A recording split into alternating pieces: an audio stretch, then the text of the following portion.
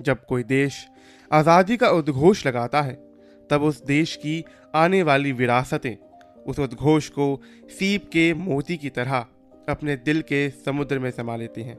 जय हिंद, और आप सुन रहे हैं रेडियो पंजाब 90.0 और मैं हूं आपके साथ आरजे योगी। जब मैं पंजाब बोलता हूं, तब मैं इस पवित्र और बलिदान की धरती को नमन करता हूं। इसी भाग्यवान जगह के शहीद आजम भगत सिंह के जीवन सफर की यात्रा आज हम करने वाले हैं। 1907 का वो दौर, जब भारत की हवाओं में गुलामी की जंजीरों को तोड़ने की एक झटपटाहट थी। देश में स्वदेशी आंदोलन चल रहा था। कांग्रेस के नरम और गरम दल के बीच में मतभेद चल रहे थे। बाल गंगाधर तिलक और ना जाने अनेक क्रांतिकारियों को उग्रवादी कहकर हटाया जा रहा था। पंजाब की मिट्टी में फिर भगत सिंह ने जन्म लिया, जो आगे जाकर भारतीय इतिहास में सबसे बड़े क्रांतिकारी बने। तो महाराष्ट्र में राजगुरु और लुधियाना में सुखदेव ने जन्म लिया।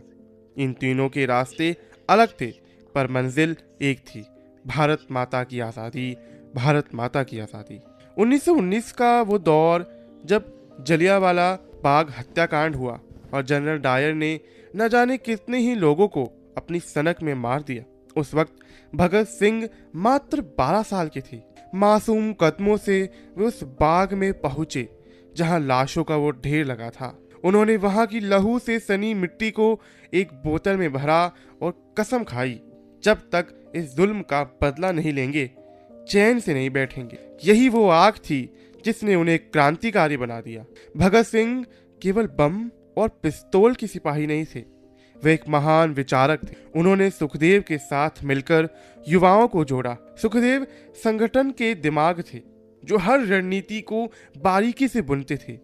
वही राजगुरु एक अचूक निशानेबाज थे। इन तीनों ने मिलकर हिंदुस्तान सोशलिस्ट रिपब्लिक एसोसिएशन यानी HSRA को वो धार दी कि ब्रिटिश हुकूमत की नींव पूरी तरह हिल जाए। जब लाला लाजपत राय पर लाठियां बरसाई गई 1928 के दौर में और उनकी शहादत हुई, तो पूरा देश रो पड़ा।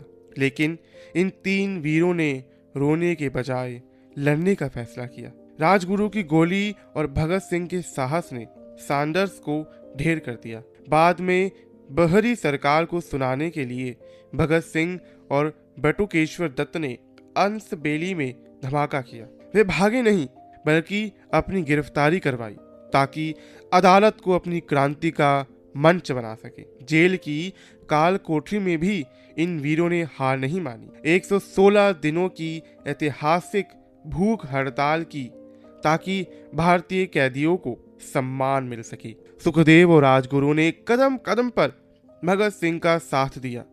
फांसी के फंदे तय हो चुके थे, पर उनकी आंखों में खौफ नहीं, बल्कि एक चमक थी, आजाद भारत का सपना। वो शाम 23 मार्च 1931 की काली शाम, अंग्रेजों ने नियम तोड़कर उन्हें वक्त से पहले फांसी देने का फैसला किया। जेलर जब उन्हें लेने आया, तो भगत सिंह लेनिन की किताब पढ़ रहे थे। भगत सिंह बचपन से ही इन क्रांतिकारी विचारों में पूर्ण थे। जब वो बचपन में अपने पिता के साथ खेतों में जाया करते थे, तो वहाँ फसलें बोने की बातें नहीं करते थे, बल्कि बोलते थे कि एक दिन मैं इन खेतों से बंदूक उगाऊंगा और इन अंग्रेजों को अपने देश से मार भगाऊंगा। भगत सिंह, सुखदेव और राजगुरु ने एक दूसरे का हाथ थामा और मेरा रंग दे बसंती चोला गाते हुए फांसी के तख्ते की ओर बढ़े। तीनों ने फंदे को चूमा और मुस्कुराते हुए उसे अपने गले लगा लिया। उस रात सतलुज के किनारे खामोशी थी, पर पूरे हिंदुस्तान के सीने में इंकलाब की एक ज्वाला जल रही थी। आज हम जिस आज़ाद हवा में सांस ले रहे हैं, वो इन्हीं महानायकों की बदौलत है। भगत सिंह 23 साल के थे, राजगुरु 22 साल के और सुखदेव 23 के।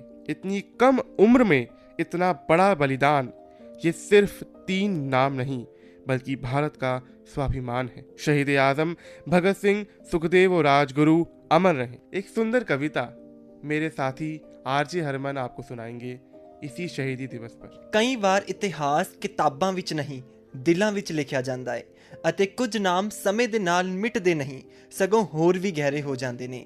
ਅੱਜ ਅਸੀਂ ਯਾਦ ਕਰ ਰਹੇ ਹਾਂ ਇੱਕ ਅਜਿਹੇ ਨੌਜਵਾਨ ਨੂੰ ਜਿਸ ਦੀ ਸੋਚ ਅੱਜ ਵੀ ਹਰ ਦਿਲ ਵਿੱਚ ਇਨਕਲਾਬ ਦੀ ਚਿੰਗਾਰੀ ਜਗਾਉਂਦੀ ਹੈ। ਇਹ ਸਿਰਫ ਇੱਕ ਕਵਿਤਾ ਨਹੀਂ, ਸਗੋਂ ਉਸ ਜਨੂਨ ਦੀ ਆਵਾਜ਼ ਹੈ ਜੋ ਆਜ਼ਾਦੀ ਲਈ ਹੱਸਦੇ ਹੱਸਦੇ ਫਾਂਸੀ ਤੇ ਝੂਲ ਗਏ।